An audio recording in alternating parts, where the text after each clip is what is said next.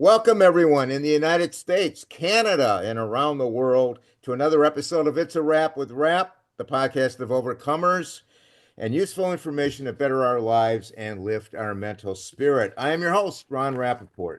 I would like to thank all of our great listeners, our viewers, supporters, and sponsors for helping to make this podcast such a success. The podcast is being heard on all major platforms and the podcast website, it's a wrapwithrap.com, where you can find all the episodes, previews of future episodes, the podcast Book Nook, featuring great books authored by our guests and various products and services from our sponsors. You may also view all the episodes on our YouTube channel, It's a Wrap with Rap, the podcast uncut. My guest today is Gina Econimopoulos. Born and raised in Long Island, New York, Gina emerged as the seventh child in a family of eight. Despite facing numerous surgeries from a young age, each shaped her into the resilient individual she is today. Gina earned a degree in social science from Eastern Connecticut State University and in 1989 ventured to Harrisburg, Pennsylvania, where she seamlessly blended her social work background with bartending, embodying the essence of hospitality. Following the loss of her mother in 1992, she embarked on a spiritual journey that led her to the convent as a nun for 12 years before caring for adults with disabilities. Settling on the tranquil shores of the Jersey Shore in 2010, she encountered love and loss, finding solace and sobriety through Alcoholics Anonymous. Today, as an author, speaker, advocate, and an end of life doula, she extends her compassionate heart to those in their final chapter, grounded in faith and guided by the wisdom of the scriptures. Gina is the author of her new book, Shake the Dust Off Your Feet and Walk, a stirring memoir tracing Gina's path from despair to redemption. From her humble beginning as a bartender to the sacred halls of the convent and through the trials of tumultuous relationships and alcoholism, she grapples with loss, grief, and the pursuit of self discovery.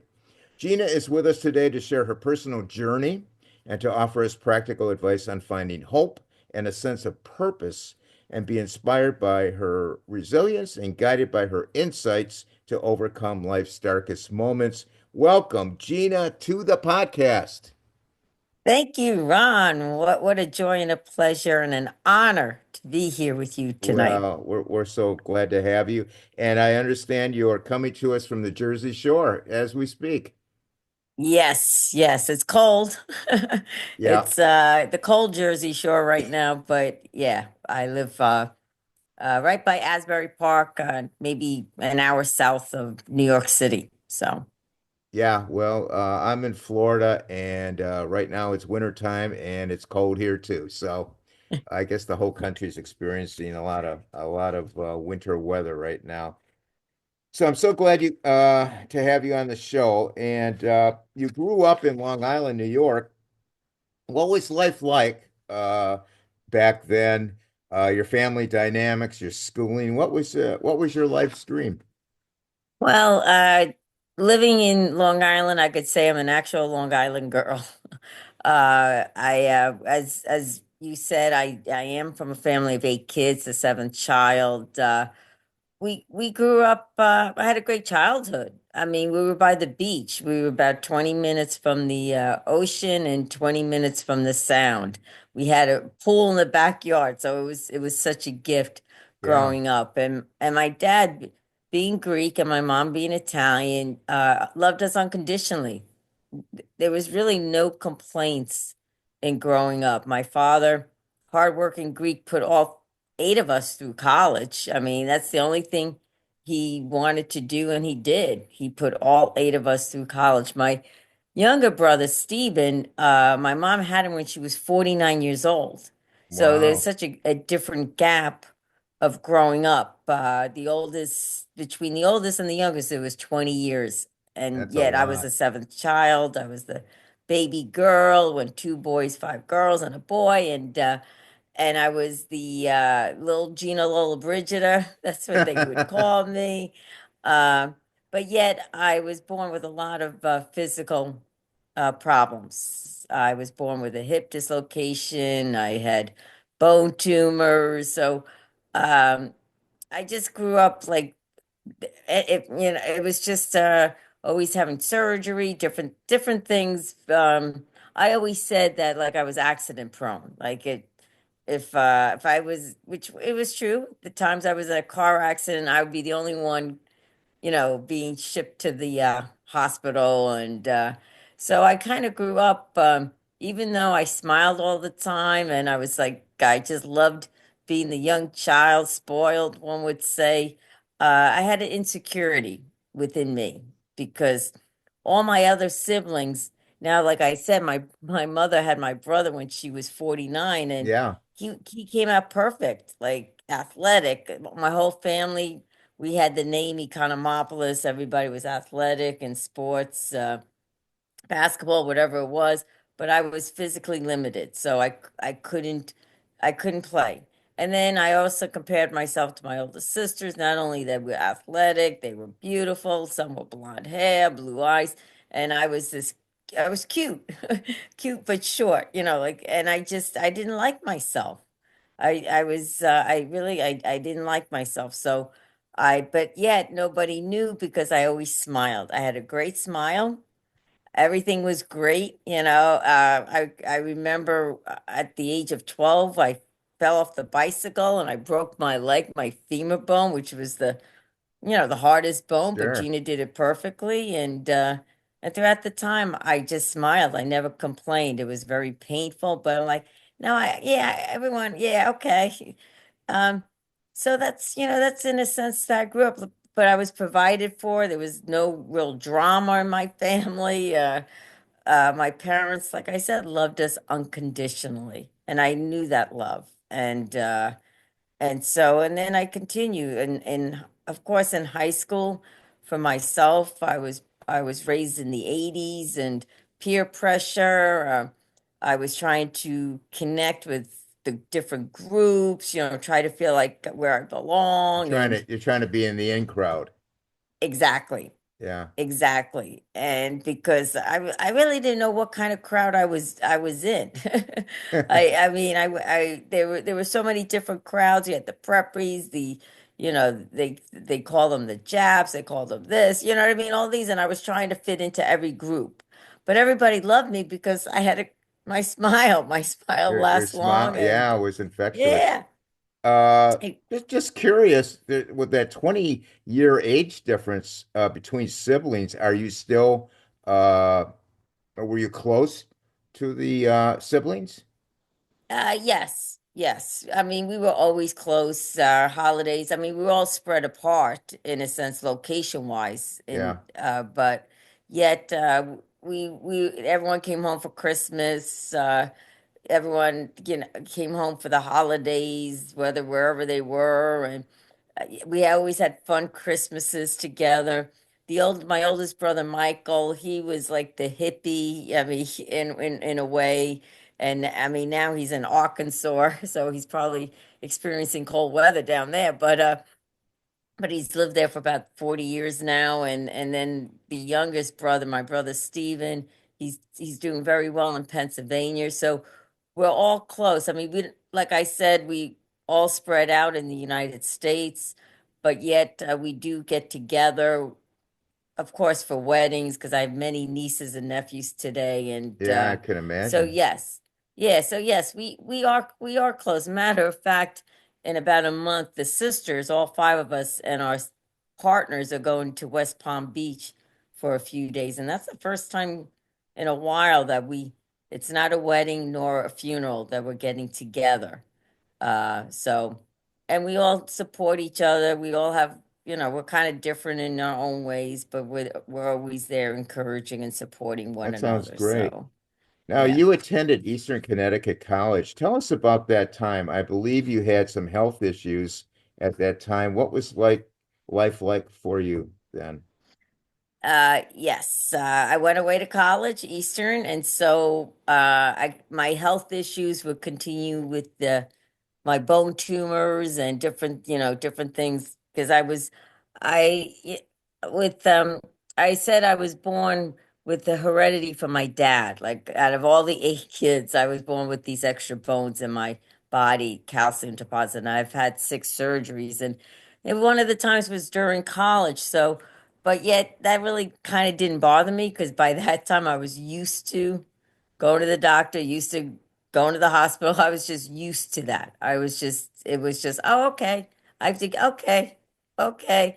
And Yeah. the one in college, I have to say, the reason why a bone moved is because I was a pool shooter. I was a pool shark in Ah, college. billiards. And yes, yes, yes, I would run the table, and everybody knew that. And I was a drinker. That's where I really drank in college. So it was drinking and shooting pool was what I adapted and grew fond of. But yet I remember I was doing this one shot where I had to lean over and I really leaned over, stretched my leg, and I got it in, but then I felt a bone moved in my leg. And I was like, ah, that, so of course, I felt the pain and everything. I'll take care of it tomorrow. Still drinking.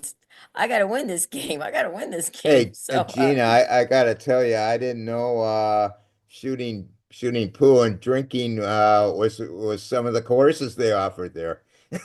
yes, yes. And that's why I was a social worker. Yeah. Now, So, yeah. your But parents your parents moved to Harrisburg, Pennsylvania, and that's you moved with them. You moved in with them, and you became a bartender for 4 years.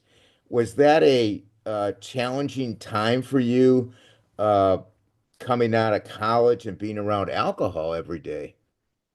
Yes, that was very challenging. I remember when I did graduate, my father retired, and instead of doing the full retirement to go to Florida, they still had Steven. Steven was still a junior in high school, like he was in seventh grade, eighth grade. So they didn't want to take him to a full retirement. So they ended up in Harrisburg because one of my sisters, my oldest sister, was there with her husband, with their family, Yeah, and it was a midway. So when I graduated, my mother, like, meanwhile, you're right, because I lived in the college scene, I lived in the alcohol scene. It was sort of like, me, me, me.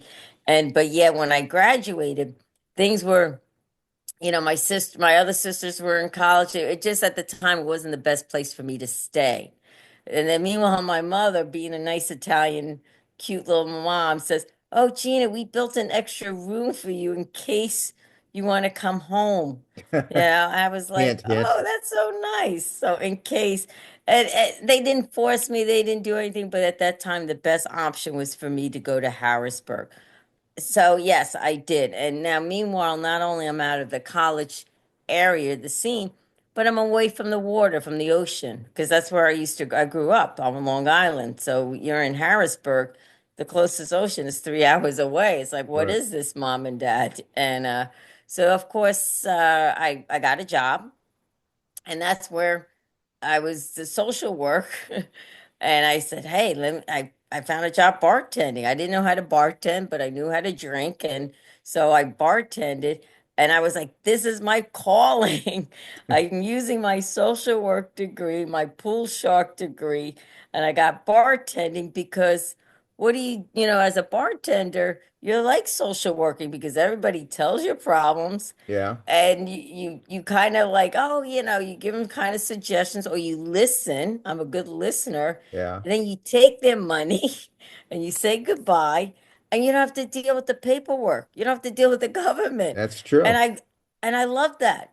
I had loved that. I was making, at the time, this was like now in the 90s, early 90s, I was making money. I was Yeah, without dealing with, and so and my parents, they supported me. My mother would be like, "Oh, don't you want to find? You're not going to find a nice man bartending." I'm like, "Ah, don't worry, mom." Now, coming back, finding a man. I remember when I was in high school, my dream, because you did mention about what my dreams were growing up. My yeah. dream was to have is to get married at 18 and have about 5, 6 kids by the time I turned 25. That's how much my parents, I grew up. That's all I wanted to do. I wanted to be a house mother. I wanted to have kids, and but of course that didn't happen. But that was my dream. So here, bartending. When I now fast forwarding, when I got this job bartending, I did get my degree in college, but Right. yet it was a social aspect. It was like, oh, I was. Of course, my smile never changed. I was still smiling, and they all loved me, and I did that, and then during that time, since I was bartending and liking it, I was like, oh, I should go into hospitality. And so was starting to kind of taking classes, and then I'm thinking, wow, I would love to work on a cruise line like Julie McCoy, like the Love Boat. There you That's go. it. So that was another dream that I wanted to do. Because I have a personality plus. I just loved people Yeah. and that's what I wanted to be Yeah, we part can of. tell So that. We can tell that right away just from talking to you.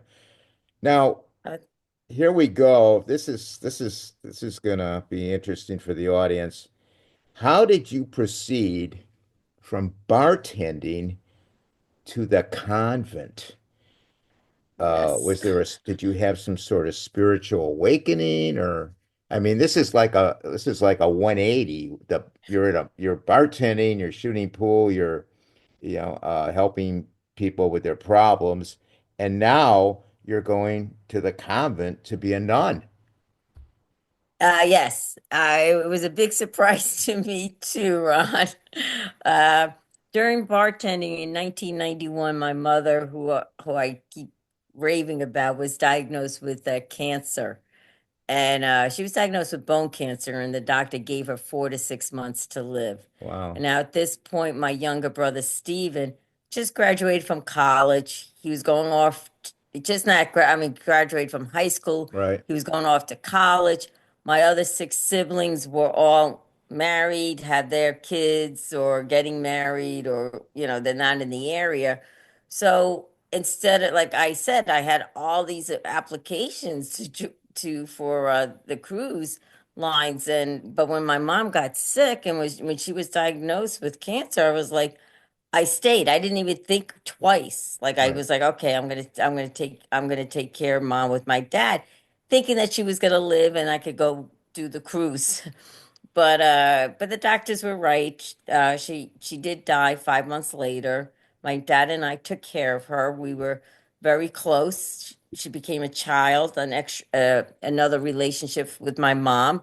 Not only she was my mother and she became my friend after college, but she became my child Yeah. because we were there. We were there. My siblings, they came in whenever they came, a week here, a day here. To help out. But yet, my dad and I were there 24/7, even when she was in the hospital. So, matter of fact, on January 17th, this past January 17th, it was 33 years that she passed away. And so it was 33 years ago now that I embarked on a spiritual journey just through her death. I was raised Catholic. I believed in God, but yet being in college, I didn't have time for God or no room for the church or anything like that. Not it wasn't that I was angry. I was like, nope, I don't have time. It was more bartending, drinking, and all, and that scene, living the life. Right. Right. But my parents were very devout. They were always devout. So when my mom was diagnosed, she brought out the rosary. We brought out the novenas, and this is the first time I'm learning. Granted, I had received all my sacraments, but first time I'm just learning. And of course, I knew your basic prayers, the Our Father and the Hail Mary. So yeah, I was like at that point during her illness, I was praying, praying, praying, but yet, I thought she was going to live. I thought I was going to have a healing. God, you're going to listen to me here. Yeah. And but the night when she died, I literally died too. I was 23 years old.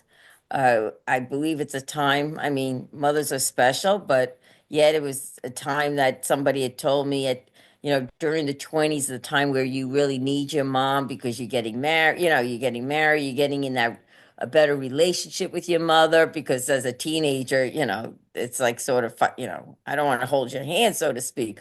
But when you get older, you want to spend more time. And so I was just very devastated. My dad was devastated. It would have been like almost 40 years of their anniversary. He was kind of shy. And the love I saw the two of them had together, taking care of, taking care. And my Yeah. mother never complained. She had bone cancer, pain. She never complained. Wow. She Sounds like was a always wonderful woman. Yes, and she always worried about everybody else. I said, Mom, who cares about that? We're taking care of you. No, make sure you do this, do this. Make sure you get that spider web. We're having company, in the corner. I'm like, what? Yeah. No, I don't need that. So, but then, so when my mom had died, like at her wake and a funeral, everyone kept saying she's with God, she's with God. And for some notion in my mind, I was like, who is this God person? So I went back to the Catholic. Blair Sorrell, a guest and supporter of the It's a Rap with Rap podcast, has written her amazing debut memoir titled A Schizoid at Smith: How Overparenting Leads to Underachieving. It is a kaleidoscopic look into a world viewed through a unique and brilliant mind. Blair writes about a little known condition she has called schizoid personality disorder, occurring in about 3 to 5% of the general United States population, that she had properly diagnosed in her 30s. Strange as it may seem, some status seeking parents sabotage their children's chance of success.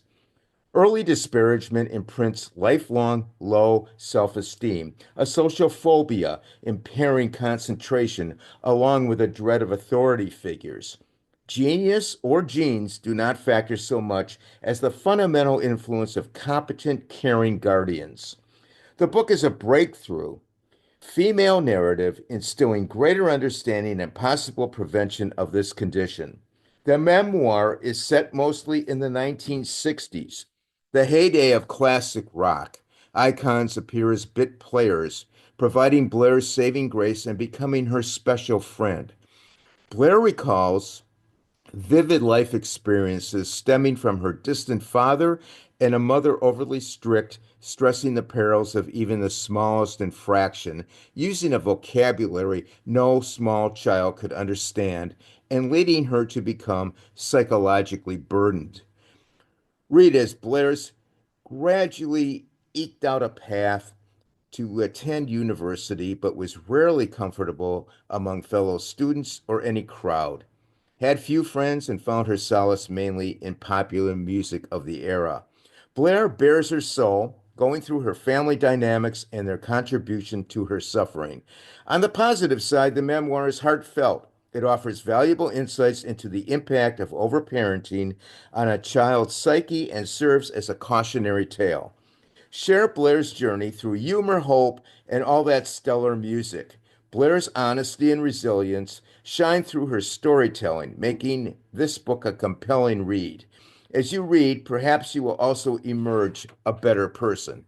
The memoir, titled A Schizoid at Smith: How Overparenting Leads to Underachieving, is available in hardcover, paperback, and Kindle formats from Amazon and Barnes& and Noble. Church with nobody around, and I went into the church and I yelled and I said, everybody, I said, God, everybody tells me that you're here and that my mom is here. I says, I don't want to talk to you. I said, get out. I don't want to talk to my mom. And that was slowly tearful journey of grief, learning about grief and loss and really having no faith in anything, but it was the beginning of my spiritual awakening, one would say. So within the year, I sort of had like a resurrection experience of through my mom's death, which every Christian usually has it during Easter, around Easter time. But Yeah. at the time, that's where I kind of woke up and saying, so I did. I went from one extreme of living a Sodom and Gomorrah, one would say, and then going to the other extreme that everybody's going to hell. Not in that way, but being Yeah. on a St. Paul conversion. I had a real conversion, and then during that conversion, I my cousin connected me with some religious orders, a Franciscan order particularly, And all I kept thinking, they were young people that loved God. So here I'm loving God because I'm coming back to my faith, to the church. I was like, wow, they're loving God and they gave all their life up for God. And I Yeah. said, yes. And that's how I joined the convent. But it wasn't until like about 5 years later after my mom's passing. But I, yet it was a I understand you did a pilgrimage to Croatia. yes, I did. Medjugorje. Yeah. Right after that was part of my spiritual awakening. Yeah. I had went with it was a year after my mom's passing. I'm still mourning, I'm still grieving, I'm still angry, and my cousins being very active in their church. We were out, I was out with him and his friends, and one lady said, "Oh, I'm doing this pilgrimage," which I never heard of the word before. Said I'm going to Italy and then I like to go to Medjugorje. And at that time, I did not know Medjugorje, but I know Italy because my mother is Italian. And I was like, okay, maybe my mom's there. And that was my concept of going with this girl that I never knew until that moment to say, okay, I'll go with you. I'd never been to Europe, had never done anything in that sense. Didn't know what a pilgrimage was, but all I know is that my mom was Italian and she was going to go to Italy for a few days. It was during Easter week, which I didn't realize many people go there. Yeah. I was so clueless about my faith and we did. We went and that's a story in itself because we went with a plane ticket. We didn't have any reservations in Italy at all, but she knew Italy. She was more devout, and she's like, "We want to. Let's go to Milan. Let's go to Assisi. Let's go to Rome," and uh, and we did and we just prayed. That's where I learned how to pray, and we found places in the midst of millions of people, and it was just wow, like miracles, and we ended up having Easter Sunday with Pope John Paul II at that time, and we were like right up front, and we Yeah, yeah, received I've been there. communion at the Yeah, right in the time. courtyard. Yeah, so It's amazing how those miracles do happen. They really yes, do. yes. Yeah. And then the day after, this is another miracle. The day after, we went to Croatia, Medjugorje, and at that time, it was the high point of the war. Like they weren't letting anyone over.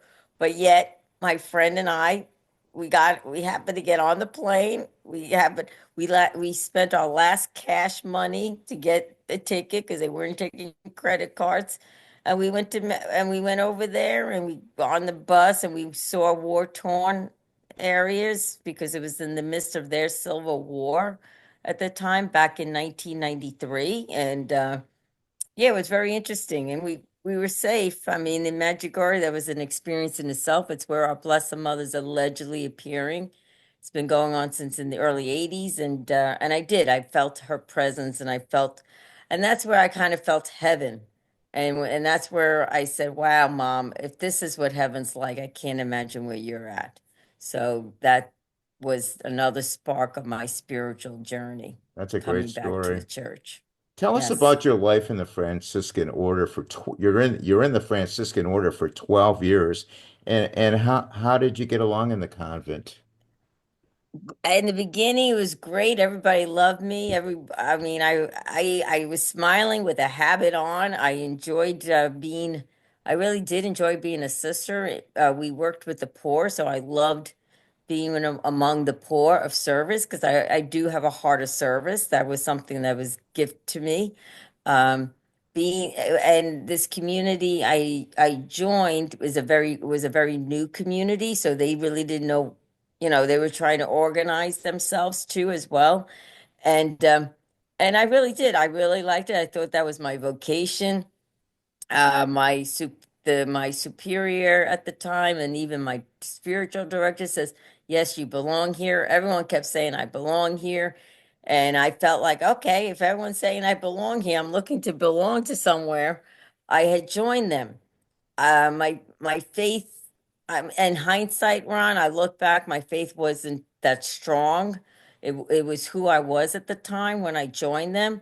There was a lot of positive things happened. I went to a lot of, I went on a lot of pilgrimages. I got involved with the poor. I served with many, the gangs, the elderly. I love the community in itself. We lived in the South Bronx, but yet the sisters was quite difficult towards the end of my sisterhood, one would say, towards the end of my religious life.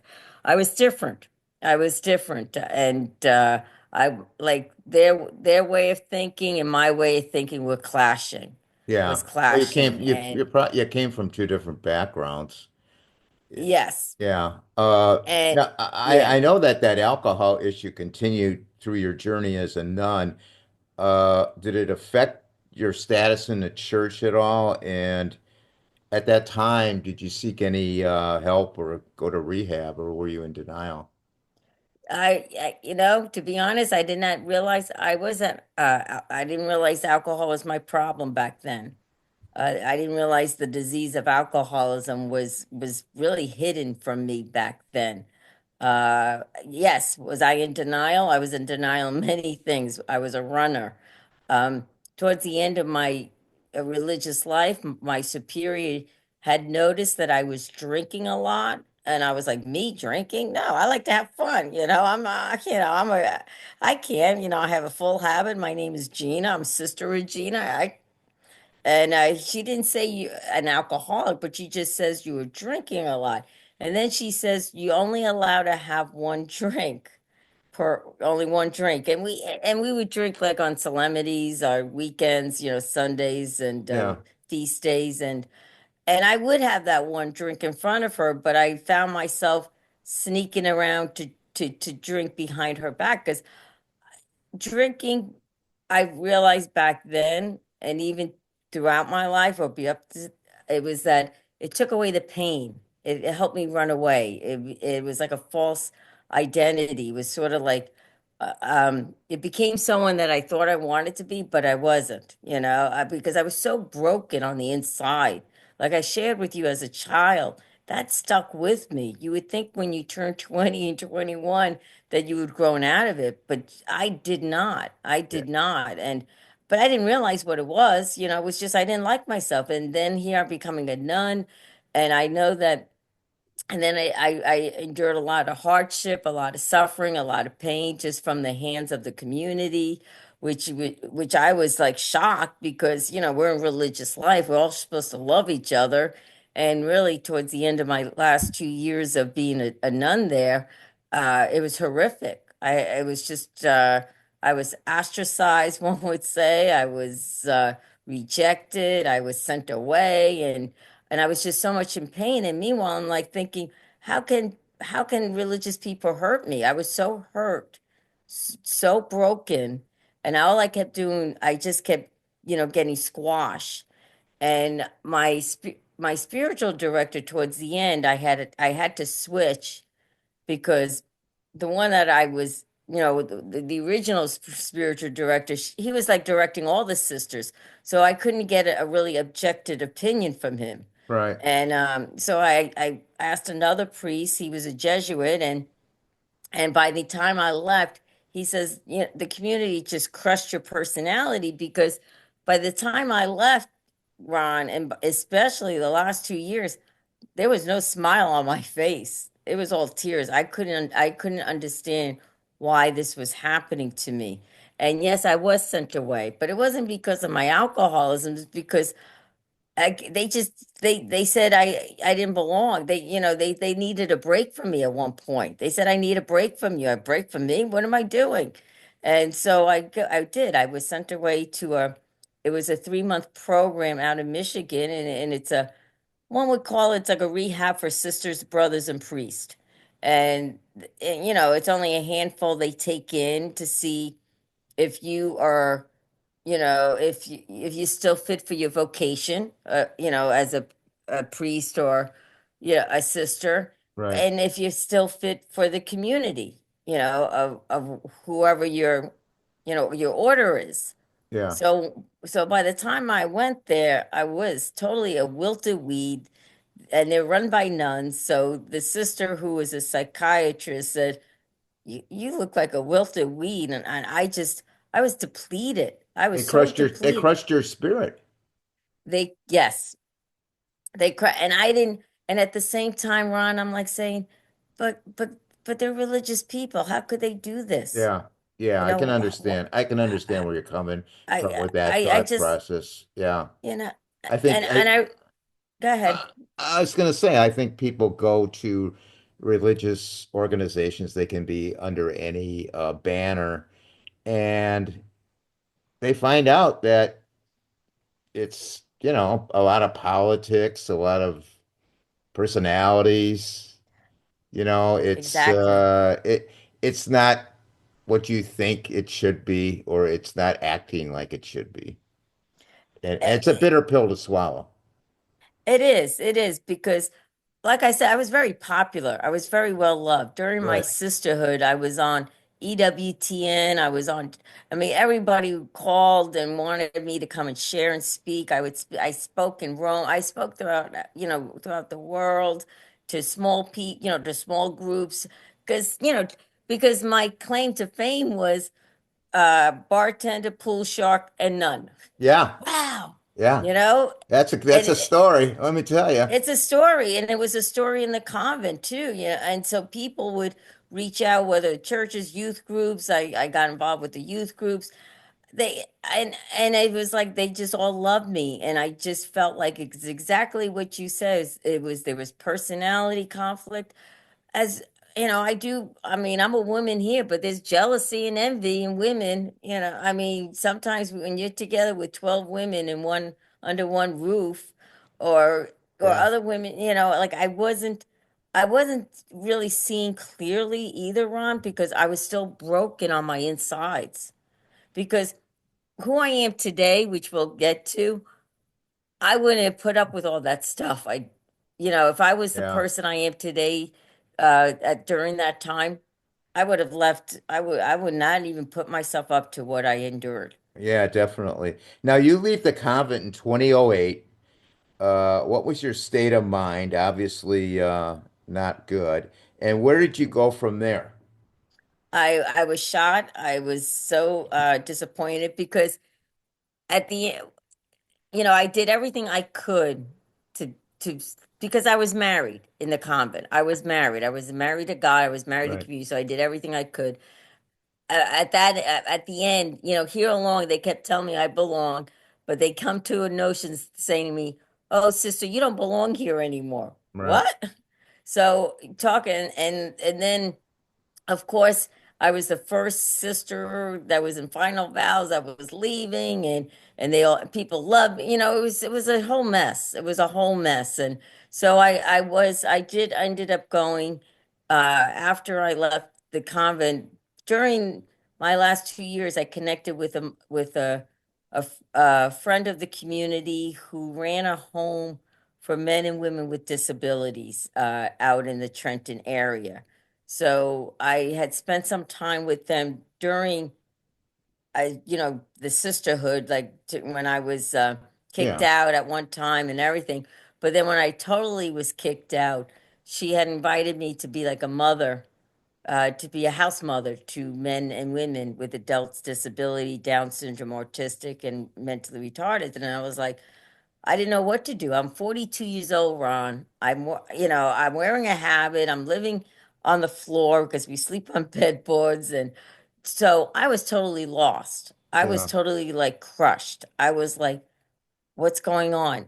I did still have that belief in God. I'm like, okay, God, John David Graham, and It's a Wrap with Rap podcast guest and supporter, has authored his multiple award-winning novel, Running as Fast as I Can. The book is an American odyssey of survival, hope, and forgiveness. Our author, John David Graham, has always been a curious person, trying a new road, a different direction, another adventure, or maybe failure.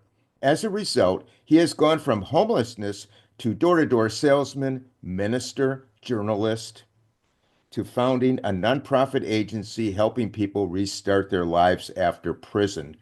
At age 75, he published Running as Fast as I Can, which was rejected 200 times, but now has garnered 25 awards, including the prestigious 2024 Story Trade Book Award for Debut Novel of the Year. The novel follows the life of Daniel Robinson, who grew up in the mill slums surrounding Pittsburgh. All Daniel ever wanted was a family that loved him, but was instead ignored by his mother and had a drunk for a father who used everyone for a punching bag. The book follows Daniel's search for love and its failures and his wanderings across the country during the turbulent 1960s, where he gets caught up in the hippie drug invasion in San Francisco, racial violence in Cleveland and Detroit, and a deadly anti war protest at Kent State University. From his failed relationships with women after nearly losing his mind, he again goes on the road, but more of a dead man walking experience until he meets Kate, who is running from her demons. Together, they get a second chance at love and the family they both want. Because of his experience with street people, Daniel is offered a job helping men coming from prison. Daniel and Kate find housing for Charles Vickers, a black man who spent 20 years in prison for a rape Daniel is convinced he never committed. The local community is enraged, especially when a local girl disappears, and Daniel is the focus of their rage.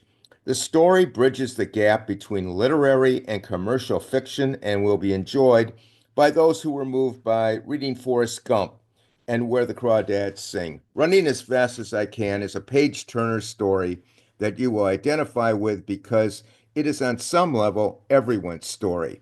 Running as Fast as I Can is available from Amazon in hardcover, paperback, Kindle, and audiobook formats. Information about the book will be listed in the podcast notes. I just was like, I just don't know. I don't know. So I did. I went to go live with the men with disabilities for 2 years. It was a great transition time because I didn't know anything to live life. I missed the whole 2000s. I don't know what music or anything like that. You were in the And convent, yeah. yeah, and then and even to this day, I'd be like, oh, that must have happened during my convent days because I don't recognize them. Right. But and so and it was a great place for me to be because I experienced unconditional love from them. I mean, they didn't care who I was, what I did or didn't do. They just hugged me and they just loved me. And And you were there to help them, and they knew it. yes. And but I got more help from them. And but then at the end of those 2 years, that's I was tired at up to this point of serving. Yeah. I mean, between the nunnery, before the nunnery, and here, I was always hands-on with people, serving, serving, serving. So I decided to do what Gina wanted to do. And at this point, she's in Jersey. I'm in Jersey. Never been to the Jersey Shore before, and I said, "Well, let me just check out the Jersey Shore." Yeah. So I got a winter rental. Never did that before in my life. Never knew how to do that, and that's how I ended up on the Jersey Shore.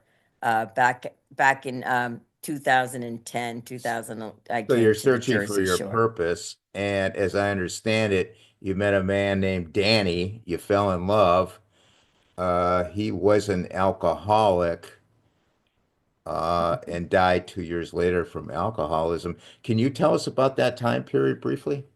Oh yes, I can. I went back to coming to the Jersey Shore, needed a job, went back to bartending. That's all the only thing I knew what to do. And Sure. that's where I met Danny. Danny came in, he was a retired cop at the time, and he was an alcoholic. I didn't know what an alcoholic was. I thought they were men and women or in a brown paper bag on the street.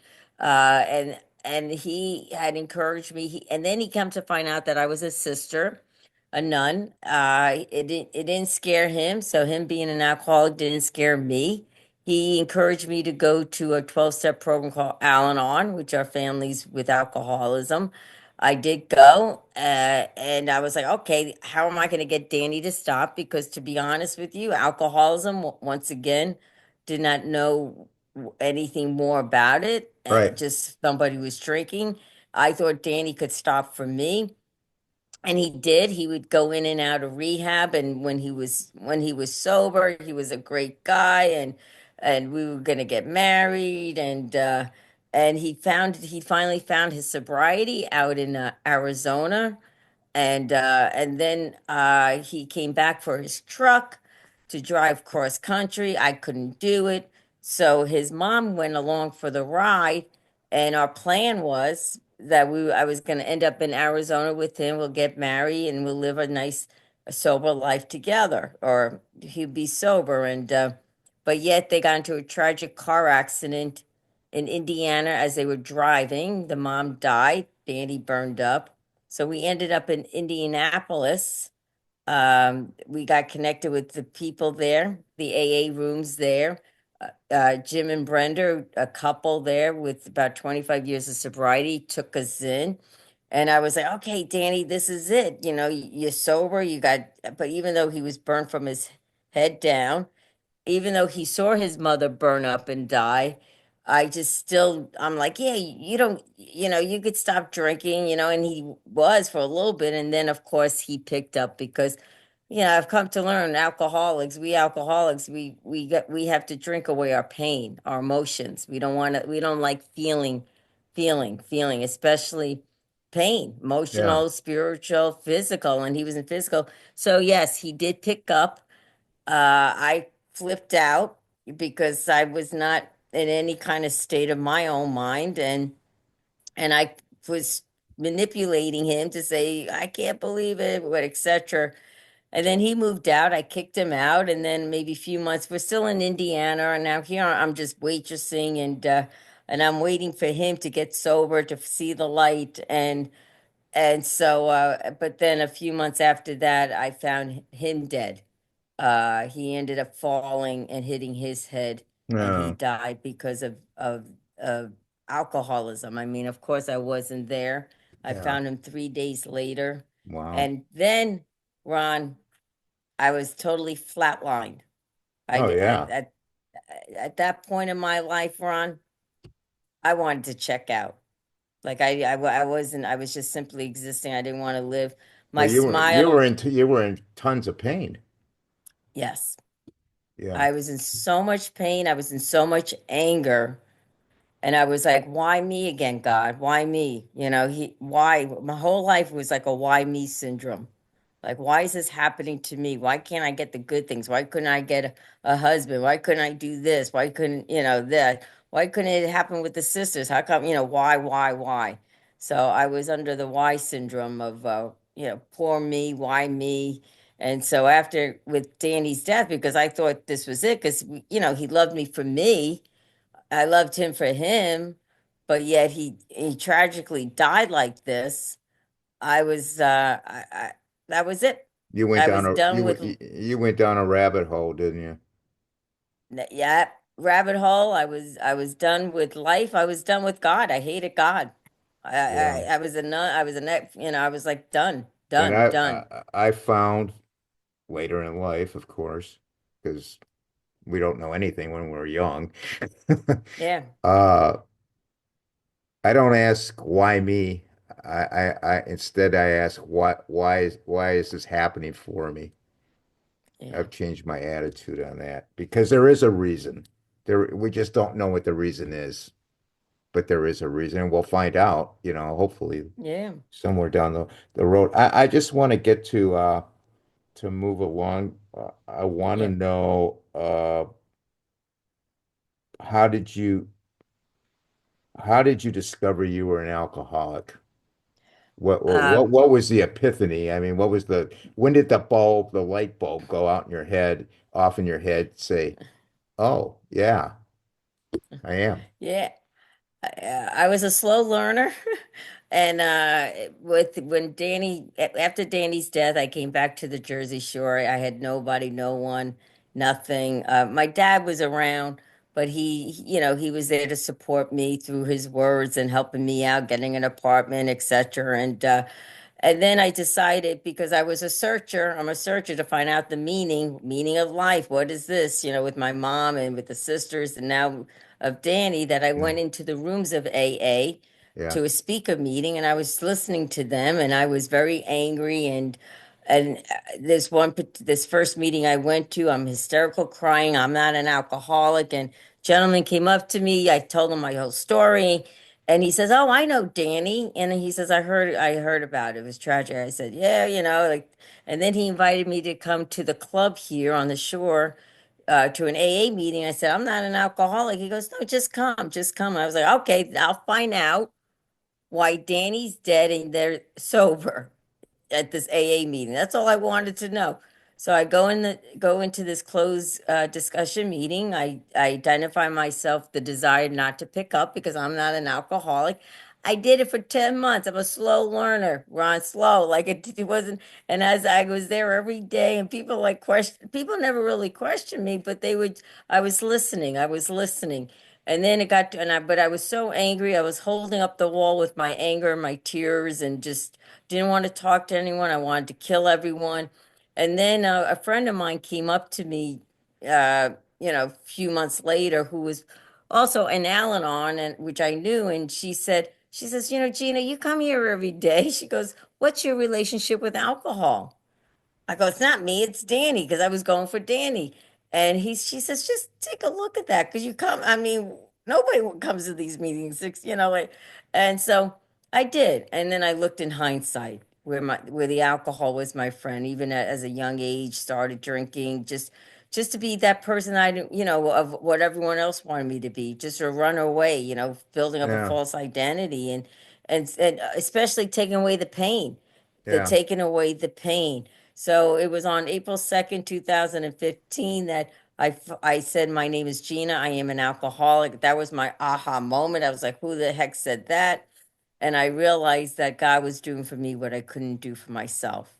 But I do have to say, Ron, when I did say that, when I realized I was an alcoholic, the pain intensified because everything that I was holding on to, everything I was carrying, my heart, everything, the insecurity, the fear, you name it, the anger, the self-pity just opened up. And there was a voice inside me said, "Are you going to go to alcohol to wipe it away? Or are you going to go to your pity couch to wipe, to not to face it?" And so that's how I stayed. I stayed one day at a time. That I learned it wasn't a microwave bowl. It was slow sobriety for me. And it was the best gift for me today, because I am the person that I've been searching for my whole life when I Oh, was a yeah. child. And I Yeah. regained my smile back, but this smile matches my heart of the peace and the joy and the serenity. Because now today I search for that peace. I want that peace, which I do have. I don't want that misery of negativity and alcohol, like that. So, and I know I can't drink today. So that's what brought me into the rooms of AA. And yes, it was through Danny's death, but Yeah. yet I come to find out or know that I'm in the rooms because I'm an alcoholic. It was just a journey. And so it's been a great journey. Now I could live life on life's terms without picking up a drink. I have tools. And now, Ron, I have a great relationship with my God. I mean, it's That's it's the awesome. best relationship than I had when I was a sister, because I know who I am today. So That's an incredible story. Now, to date, I understand you're still active in AA. What's your role with them now? Are you helping others? yes, yes, I am. I open up a Zoom meeting. I open up Zoom meetings 6 days a week. I open up two other meetings. I go to live meetings. I lead meetings. I run the background of some of these meetings, and yeah, and yes, when the phone call rings, if an alcoholic needs help, if I'm able to, I will help. But the best help I could do is pray and just share my experience, strength, and hope with them. What made you decide to write your book? This is your first venture writing. It was an excellent book, by the way, everybody out there. I hope you pick up a copy. It's called Shake the Dust Off Your Feet and Walk, and that was in 2013. Please tell us where the title came from and the story behind the cover. It's a bench by the beach, I believe. How Yes. long did it take you to write that book? Well, when Danny died 10 years, about 11 years now, after that, I was like so angry that I went to go be with my sister by the lake, and she just said, start writing, start writing. So I wrote out all the pain from Danny's experience, and then all the pain came up from the nuns, which I didn't realize I had, like all the incidents and all this, and wrote 180 pages. I put that aside. I would talk to people about my story, and they would say, "Oh, you should write a book." No, I can't because I'm full of pain, resentment, and everything. So I did. I put that aside. I did because at that time I wasn't an alcoholic. I didn't have a recovery in me. So And you then were when you I, were kind of journaling. Would that be the yes, term? Okay. Okay. exactly, I was journaling, Okay. and then and then when I came into the rooms, maybe about a few years ago, I still had my 180 pages, and had a friend who, who was a writer, like not a writer, but she likes to write and look at things. And I said, "Would you like to look at this and help me out to because people say I should write a book?" And she's like, "Start writing now. Start writing where you are today." And so I did. I started writing where am today. That was about 2 years ago. So it was just published last summer, and the bench is Danny's bench that on Okay. the cover. That's me on the bench, and that's Belmar Beach. That's where my recovery has happened. That's where I met Danny when he was an alcoholic. But that bench represents Danny's. It's Danny's bench. Okay. When I came back to the shore, I wrote. It's a memorial. It says, "Love and miss you, my Danny boy," and then underneath it says sober and free, your baby doll. And to me, that is Danny step 12, which means that any alcoholic that sits on that bench, if they're drinking, they'd be like, "Oh my God, you could die from this disease," and there's so many other ways. Or maybe somebody wants to pick up a drink, says, "Oh no, I shouldn't," and that an alcoholic can be loved. So that bench means so much to me. And that's a bench where years later I met my partner today, Brian. Danny brought Brian. He sat on the bench. We just started talking, and I know that Danny had brought Brian in that bench. So that is, and then shake the dust off your feet and walk. It is part of my story. It is a scripture, and it was there was other titles, but the publishers helped me, and I prayed about it, and I said, yeah, that is my life. I kept shaking the dust off my feet and walking, shake the dust, and I did that the day that I said goodbye to the sisters, uh, final goodbye. I went into the chapel. I shook the dust off my feet, and I said, "This is for you, Jesus," and I'm walking.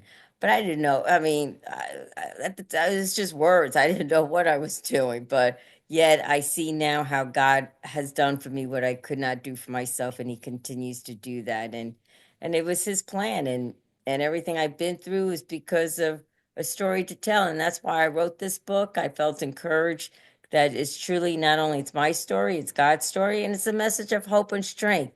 That if I could find that hope in my life and strength in my life, anybody can. Well, certainly did that for sure. Uh, I want to close out by asking you to address people out there struggling with their issues, weighing them down. What can they do to start the journey to overcome the darkness they're encountering? What can you Oh, say to yeah. them? I would first thing I would say, do not lose hope, and you're not alone. And just to keep moving forward, keep searching, follow your heart. I mean, I know our heart is in pain, but behind our heart, there's light. And I all I say is just don't give up. Just don't give up because there is something out there, and especially those who are struggling with any kind of addiction or disease, that there is help. There's so much resource out there. There are programs out there to help us to live life today, and of course, it's a higher power, now I call God, that has helped me. But I do believe within each one of us, there is a power greater than ourselves that can restore us to anything if we continue just to put one foot in. And if it's necessary, you cry. Tears are my best friend.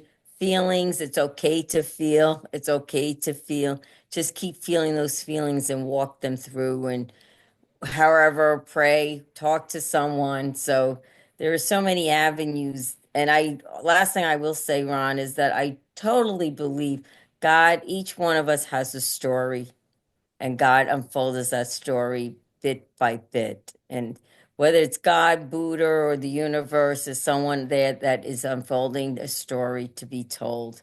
And just hang in there, because it's worth it. It's totally worth it. Well said. Well said. I also want to get your contact information. If people want to get a hold of you, where can they go? Okay, my website is ginaecon.com. That's my website. You could contact, or my email address is gina at ginaecon.com. And you can find my book on my website, or you could find it on Amazon. I also have a Facebook page as well as Instagram, Gina Econimopoulos. Okay. So we have Gina Econ .com and her email is Gina at ginaecon.com. And she also has Facebook and Instagram, and that will be in the podcast notes. I want to thank you so much for for being on the podcast and making yourself so vulnerable and inspiring us that we can turn things around from despair to purpose to finding joy and satisfaction in our lives. I encourage all who are listening or viewing, please get a copy of that book. It's a fascinating read, and once again, it's available from Amazon. Correct, Gina? That's correct. Okay. I want to say God bless you and good fortune in all you do going forward to help people. You're just a wonderful inspiration to all of us, and I mean, you're the real deal. You're authentic, and you come across being authentic, and we really appreciate that. Thank you so much, Ron. I appreciate it. And thank you for your service for spreading the word of hope and strength to many Thank you. with all your guests. I So appreciate that. Comments and suggestions for the podcast, you can email me at it's a wrap with rap. Yeah, you can email me at it's a wrap with rap at gmail.com. Our website is it's a wrap with rap.com. We're on Facebook. We have a Facebook group. It's a Wrap with Rap. We have about 2,000 members in there. It's a private group, so if you want to join, you can just email me, and we'll get you in. We're on Instagram. It's a Wrap with Rap podcast, and we're on Twitter or X at Rapper WRAPPER 130. All the episodes are on our YouTube channel. It's a Wrap with Rap, the podcast uncut. I want to thank everyone for listening. I want everyone to please stay safe. And for now, it's a wrap.